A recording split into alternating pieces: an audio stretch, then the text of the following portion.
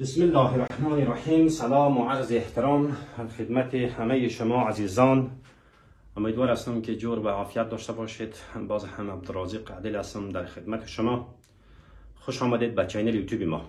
موضوع درس امروزی ما است در ارتباط با لیمو اومونیم، یعنی کلمات همصدا. یعنی در وقتی که ما تلفظ میکنیم فرقی در تلفظ نمیبینیم، اما معنای این کلمات فرق داره. ما میخوایم روی از این موضوع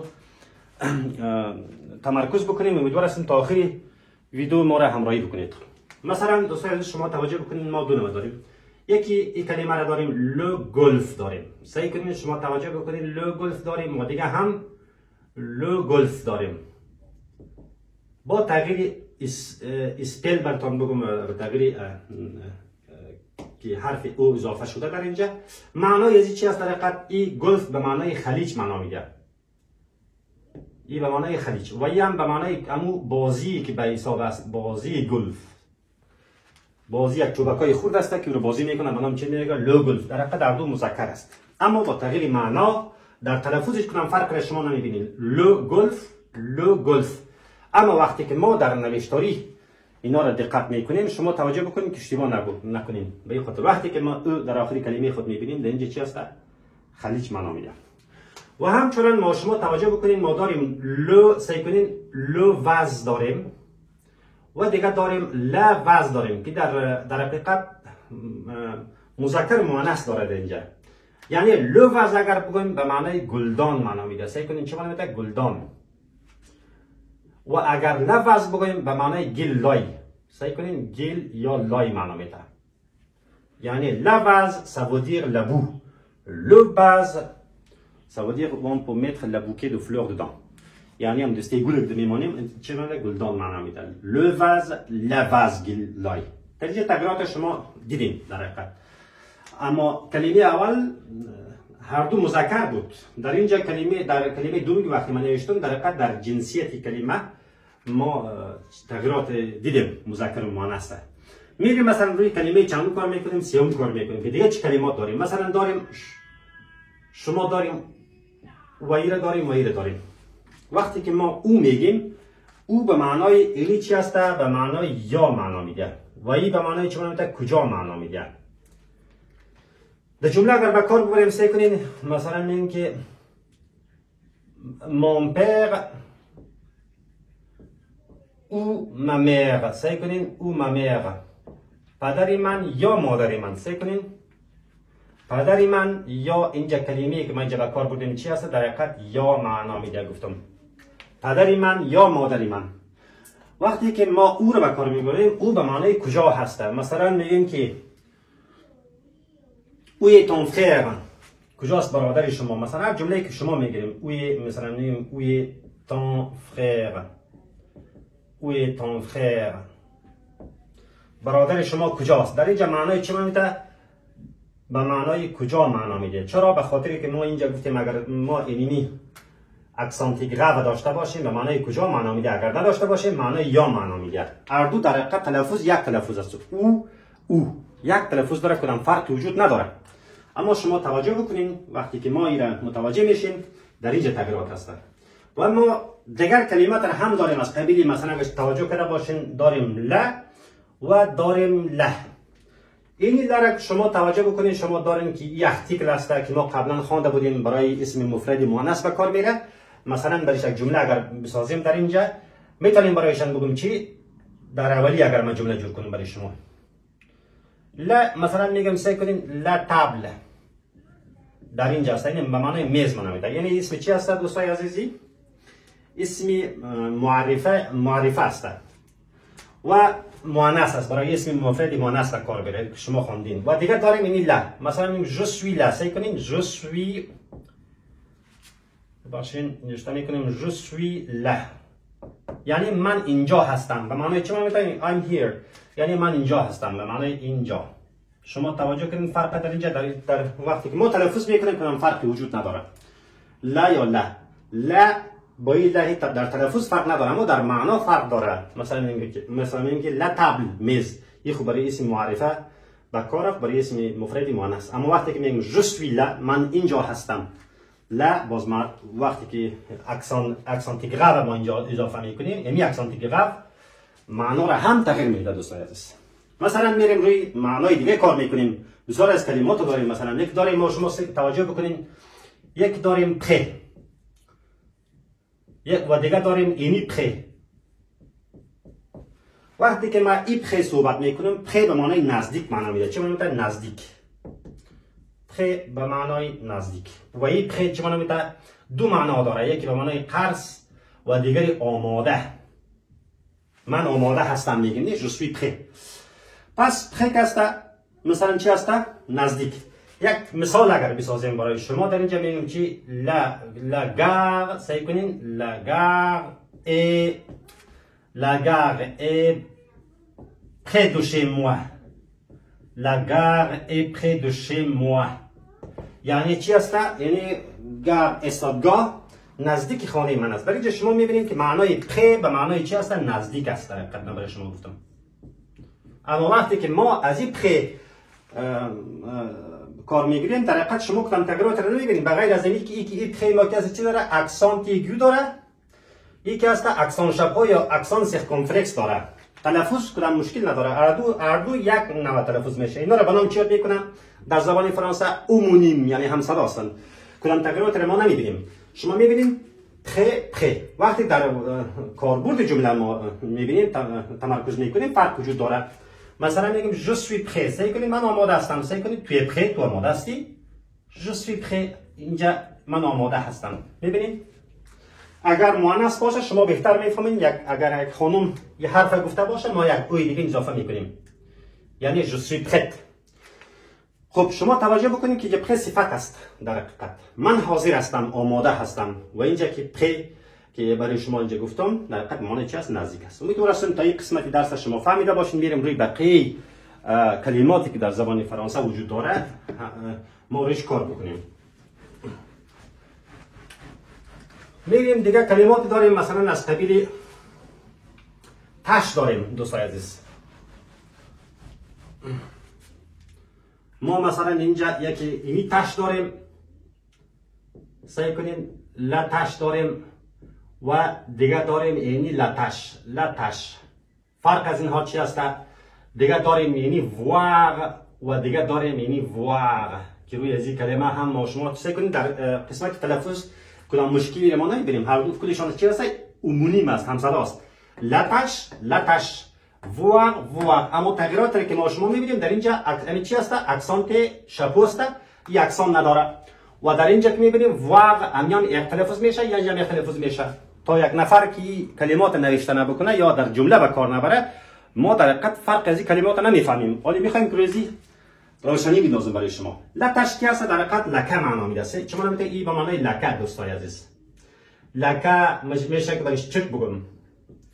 و این لاتاش کی هست؟ این چی هست؟ به معنای وظیفه. وظیفه مثلا میتونیم کار بگیم. این لاتاش شد. پس اگر مثلا در جمله استفاده بکنم مثلا چی میکنیم؟ یک جمله استفاده میکنیم. براتون اگزامپل سعی کنین j'ai fait une tâche. سعی کنین j'ai fait une tâche de chocolat sur ma chemise. من یک لکه شکلاتی را در پیراهن خود چی کردم؟ زدم. یعنی یک لکه شکلاتی در پیراهنم است. منظورش است. در اینجا میبینید معنی چی است؟ لکه است. در حقیقت معنا میده. لاتاش sur la chemise. لکه در پیراهن است. این را به نام چاپ میکنه لاتاش. این تاش فرق میکنه. و لاتاش که است شما میبینید که وظیفه معنا میده. مثلا cette tâche est difficile. سعی کنین میگیریم cette tâche est dure یا difficile. این وظیفه سخت است. این کار سخت است. تو ne me facilite pas cette tâche. این کار را برای ما آسان نمیسازی. شما توجه بکنین cette tâche اینجا که است به معنای چی است؟ به معنای کار و وظیفه است. قسمی که برای شما یادآور شده. امیدوارم اصلا تا یک قسمت درس هم شما فهمیده باشین. یکی دیگه داریم وار داریم گفتم. وار یعنی وار که است شما قبلا خوانده گروه سوم فعل است. چی است؟ گروه سوم فعل است که دیدن معنا میده. چی است در حقیقت؟ معنای چی است؟ معنای از دیدن است. وقتی که ما صرف میکردیم جو ووا تو ووا وو ووایه نو ووایه همین قسم صرف میکردیم، گردان میکردیم. این شما قبلا میدونید. اما وقتی که ما در اینجا یک او در آخر داریم به معنای چی میده؟ براستی یا در حقیقت یا حتی سعی کنین یا حتی معنا میده. حالی برای شما جمله بکنم ان شاء الله واضح بشه. مثلا میگیم که c'est courageux voire héroïque. چی میگیم؟ c'est courageux. سعی کنین c'est courageux. پس میگیم چی؟ voire héroïque.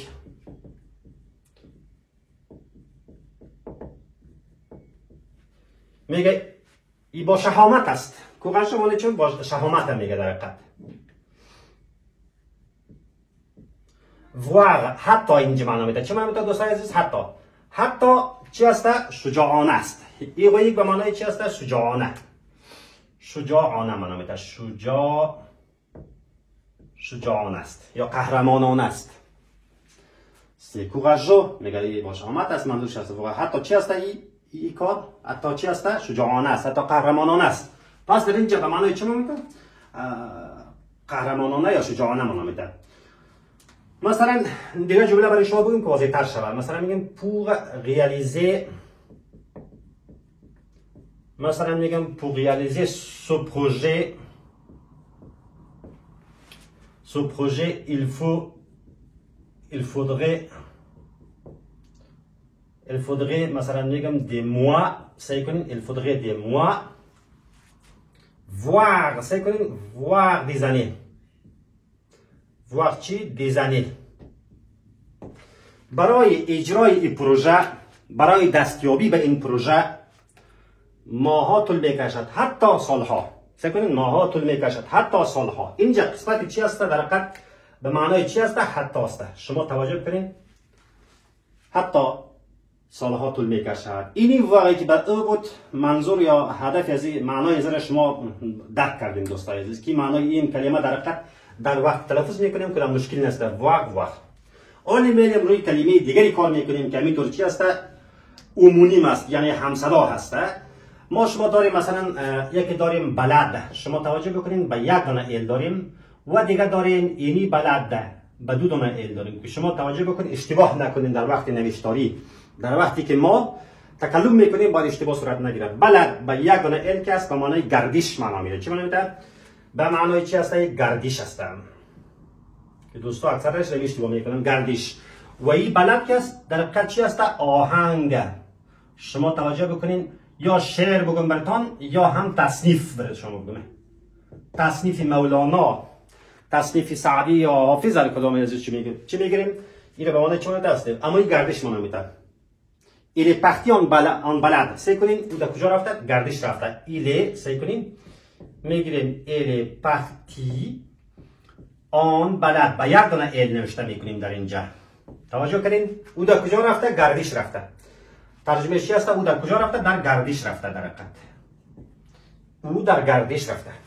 پس اگر ما بلد میگیم، بلد دو شوپن مثلا تصنیف یک شخصی به نام شوپن است یا مثلا بلد دو به شاعرای ما شما هم داریم حافظ. و شما را توجه کنید که فرق بین از دو در حقیقت با یک دانه ال بود. این قسمت هم میخوایم پاک بکنم میریم بقیه از این عمونیم ها را رویشان کار بکنیم که ایران فهمیدین بلد در نوشتاری در حقیقت تغییرات است اما در تلفظ تغییر نمیکنه. به این حالت ما شما چی می‌نامیم؟ عمونیم در زبان فرانسه می‌نامیم. امیدوارم هستم که قسمت شما فهمیده باشین. می قسمت پاک میکنیم میریم بقیه عمونیمایی که وجود داره در زبان فرانسه بخوانیم. مثلا شما توجه بکنید یکی داریم اینی سانسه. یکی می ببخشید فاصله تا نشته کنم سانسه و یکی داریم سانسه. اینی دو دانه فرق از چی است؟ در حقیقت ما شما اگر توجه کرده باشین دوستان عزیز در تلفظ کنم فرق نداره. اما وقتی که ما سانسه میگیم یا سانسه در حقیقت معنا فرق میکنه. معنای از چی است؟ معنای از سانسه که شما میبینید معقول عاقل معنا میده. چه معنا میده؟ عاقل یا معقول یا براتون بگم که فرزانه معنا میده. اما معنای سانسه که است به معنای سپوزه.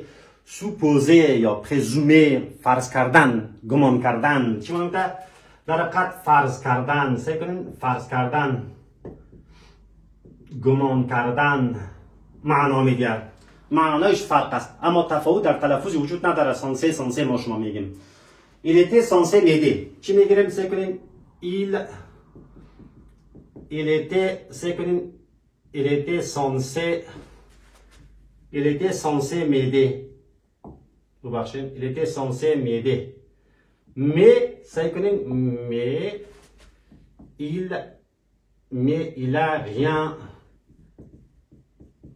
il a rien fait. میگه او قرار بود مرا کمک کنه مگر هیچ کاری نکرد. شما توجه گمان میرفت قرار بود. در اینجا سانسه که در حقیقت چی هست؟ آنها چون قرار بود. این قرار بود که مرا کمک بکنه. Il était censé m'aider. قرار بود مرا کمک بکنه. گمان میرفت که مرا کمک بکنه مگر هیچ کاری نکرد. مثلا نوشته میکنیم اینجا قرار بود که من را کمک بکند اما هیچ کاری نکرد. شما توجه بکنید اینجا سانسه به معنی چی هست؟ و یک فرق دیگه هم وجود داره که وقتی ما سانسه میگیم بعد از سانسه باید فعل بیاد، فعل انفینیتیو بیاد. این تفاوتش هم موجود داره. وقتی میگیم که سانسه شما توجه بکنید جمع یک ورب انفینیتیو بیاد. جمع چی بیاد؟ ورب انفینیتیو بیاد. این شما توجه بکنید.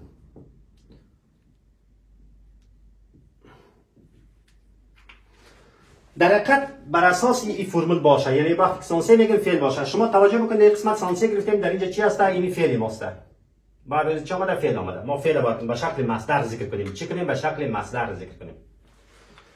یعنی سانسه که چی هست؟ اما بگم که مثلا mon ami est une personne. اگر بگم سعی کنید شما توجه بکنید اگر من اینطور اگه چیز جمله بگم mon ami est سعی کنید une personne سانسه. دوستی من که است یک شخصی عاقل است، فرزانه است. شما توجه بکنید اینجا چی است؟ عاقل است.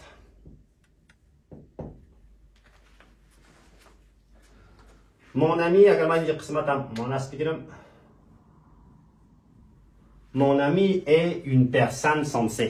دوستی من که است یک شخص چی است؟ عاقل است، یعنی فرزانه است. امیدوار هستم که فرق از این دو کلمه را نیست شما درک کرده باشین یا فهمیده باشین. یا جمله دیگری به حساب میگیم nul n'est censé ignorer la loi. سعی کنید nul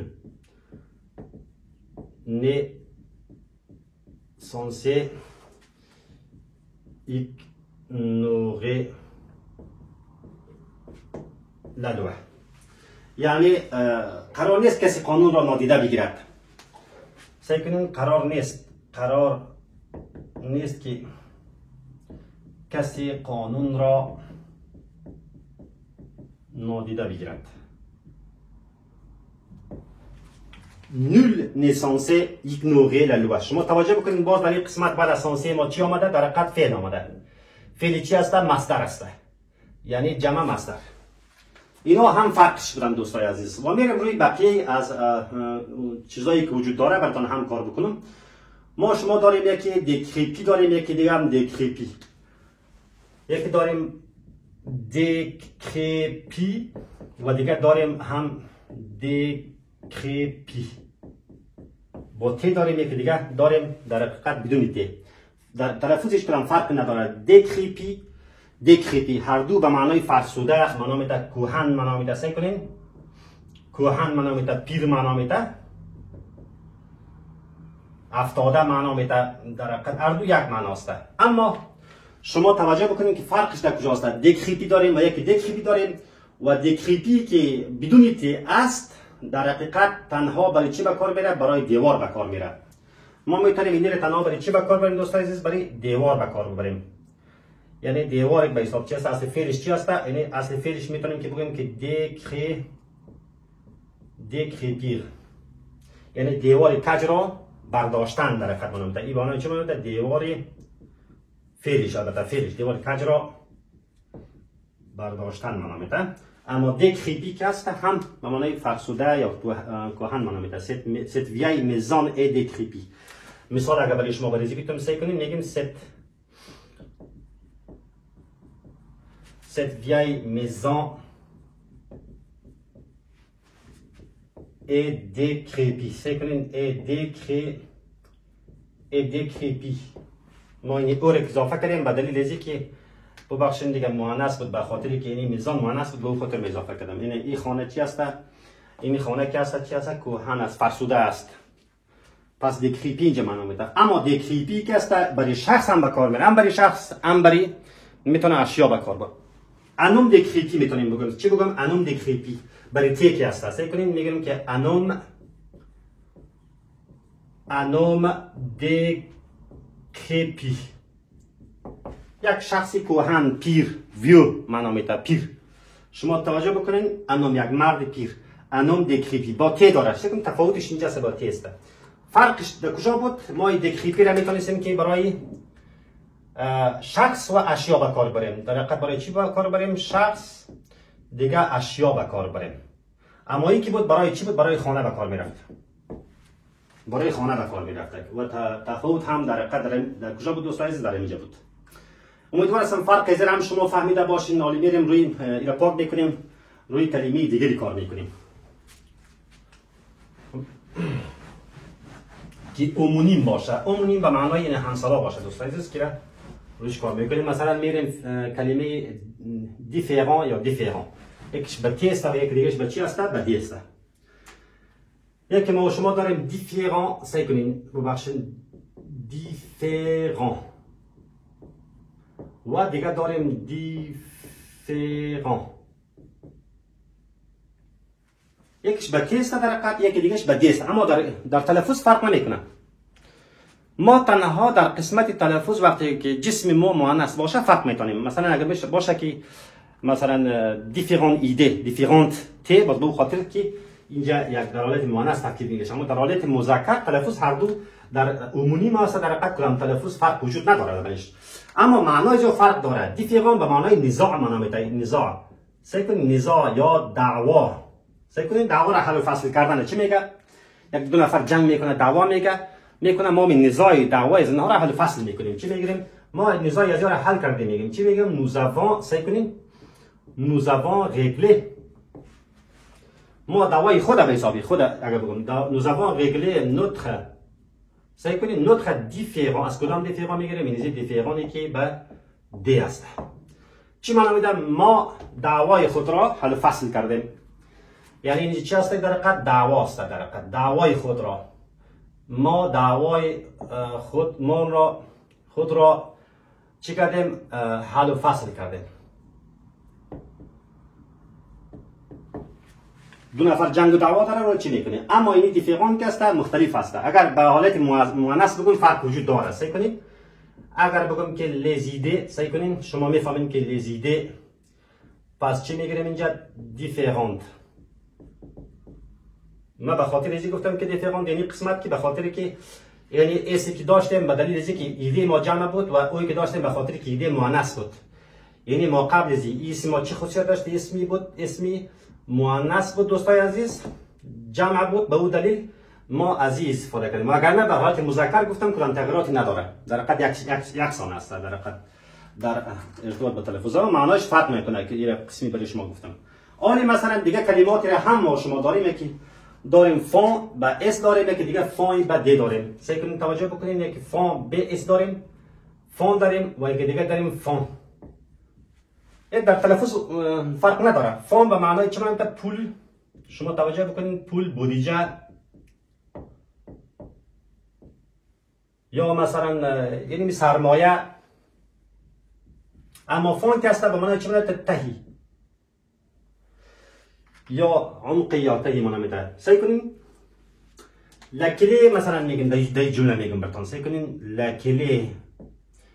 لکلی se trouve au fond de mon sac. کلی در ته چی ماست؟ خریطه ماست. این در کنج خریطه در عمق چی است؟ کلی پیدا در کجا پیدا میشه؟ کلی در ته خریطه من یافت میگردد، یافت میشود. در اینجا به معنای چی است؟ به معنای ته معنا میده، عمقی یا ته. امیدوار هستم که اینم فهمیده باشی. و دیگری که ما شما داشتیم فونی که اصدار کنیم افون مثلا جمله براتون بگم که il lui a prêté cet argent au fond perdu.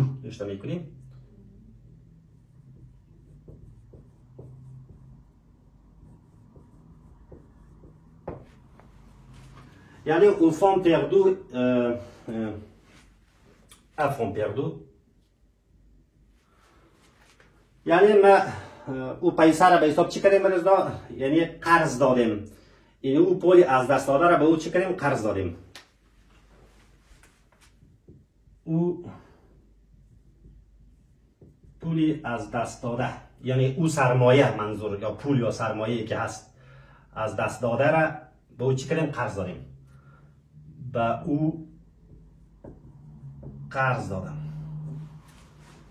اینجا چه معنا میده؟ فون به معنای بودجه یا سرمایه یا پول معنا میده که شما توجه کنید این قسمت. امیدوار هستم فرقی از این دوره هم شما فهمیده باشین و خود دیتورنما در یک مثال یا که وجود داره دیتورنما افون به معنای چه معنا میده؟ دو فون یعنی اختلاس معنا میده. دیتورن میره ما برای شما لطفاً میگه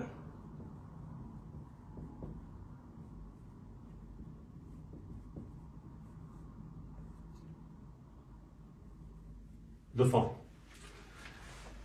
یعنی چه معنی میده دو فون؟ اختلاس پولی. il était condamné مثلا میگم دو détournement de fonds او محکوم به اختلاس پول شد. اونجا هم به معنای بودجه یا به حساب پول معنا میده. سعی کنید در اینجا چه معنی میده؟ اختلاس پول. یعنی اسک داشته باشه پول که نداشته باشه به معنای ته معنا میده. به طور خلاصه برای شما عرض بکنم در حقیقت این معنا را داره.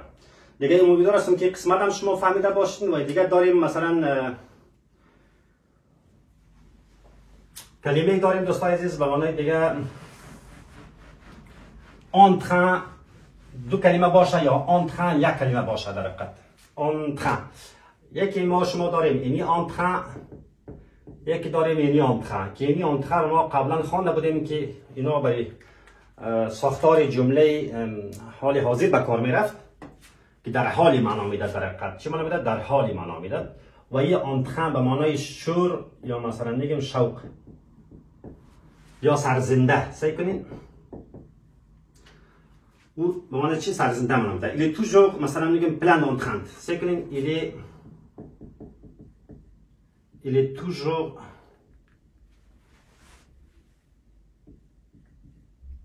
plein d'entrain. او بخشید میسازد d'entrain. این اینجا چه معنا میده؟ او همیشه سرزنده است. او همیشه چی است؟ مملو از سرزنده شور و اشتیاق است. هم شوق علاقه را معنا میده هم سرزنده. او همیشه سرزنده است. شما توجه کنین. و یکی دیگه داریم یعنی en train به معنایی که در فرمول اگر ما شما جور میکردیم مثلا این که سعی کنین ایله قبلا خوانده بودیم ایله en train دو کلمه اگر باشه اگر فاصله وجود نداشته باشه در حقیقت en train این معنا میده. سعی کنین ایله en train de parler او در حالی چی است؟ صحبت کردن است که زمانه حالی جاری میشه که ما این ساختار جمله را قبلا برای شما نوت کرده بودیم که en train در حقیقت اینطور چی کنیم en جمع train و جمع دو جمع چی؟ جمع مصدر یا انفینیتیف فعل مصدر. ای به معنای چی معنا میده؟ انفینیتیف یعنی به معنای ساختار جمله چی بود؟ زمان حاضر بود که je suis en train de parler.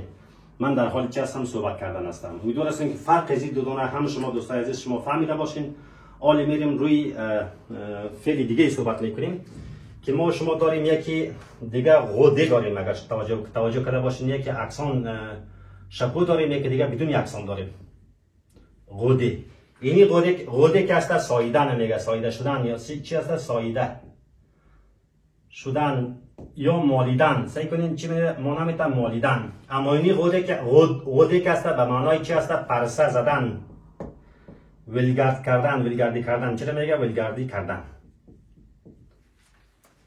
غده غده، هیچ کدام تغییراتی نداریم ما شما اگر دقت کرده باشین در ارتباط با تلفظ. نه برای آنتخن، فقط در اینجا که هست فاصله در بین از اینها وجود داره. سعی کنیم در اینجا فاصله وجود داره، اما در اینجا فاصله نداره. این میتونیم یک کلمه بگیم، درست است، امو بگیم. اما این چی هست؟ میتونیم که دو مو بگیم، دو مو یعنی دو کلمه. اما در این قسمت هیچ کدام فرقی وجود نداره در تلفظ. اما در نوشتاری شما توجه کرده باشین که یعنی قسمت اکسان شپو داریم، دیگه نداریم. مثلا یک جمله بگم، سعی کنین ما voiture a été bien rodée. ما voiture، سعی کنین ما voiture a été bien rodée. موتر ما بسیار همون چی شده بود؟ خوب مالیده شده بود. در کدام جای در دیواری بوده، در جایی بوده، در حقیقت اونو قسم مالیده شدن نمیگه که موتر یک جایی بخوره، جایش پوزش کدام جایی بخوره و مالیده شود. یعنی چی هست؟ مالیده شدن است دوستان. موتر ما چی شده بود؟ مالیده شده بود. موتر ما مالیده شده بود. اینی غدوخ که هست، مثلا این که les gens inconnus rôdent autour de ma maison. اشخاصی یا افراد ناشناس در اطراف خانه ما پرسه میزنه، ولگردی میکنه. شما ببینید این جمله اگر بگم که مثلا این که les gens نوشته میکنیم inconnus. les gens inconnus از کدام غد استفاده میکنیم؟ نزی غد. les gens پس چی میگیریم؟ غد، چون گروه فعل اول است غد. پس بقیه‌اش هم میخوایم در اینی را خیلی پاک بکنیم که غد اینطور میگیریم، غد autour de chez moi. مثلا اشخاصی افراد ناشناس، انکون ناشناس، در اطراف خانه ما چی میکنه؟ ولگردی میکنه، پرسه میزنه. پس الان چی میگه ما شما ولگردی کردن؟ شما ولگردی رو توجه کنین که چی میگه؟ غده میگه. در حقیقت ولگردی کردن غده. این هم فرق از اینا بود. در تلفظ فرق نداشت، اما در نوشتاری در جمله بندی فرق میکرد دوستان عزیز. که ما همچنان کلمه دیگری را هم داریم که برای شما میتونیم برای شما نوشته بکنیم در قسمت. این را پاک میکنم. مثلا کلمه دیگری داریم، کلمه دیگری که وجود داره دوستان عزیز، داریم دو نوع. یکی داریم کان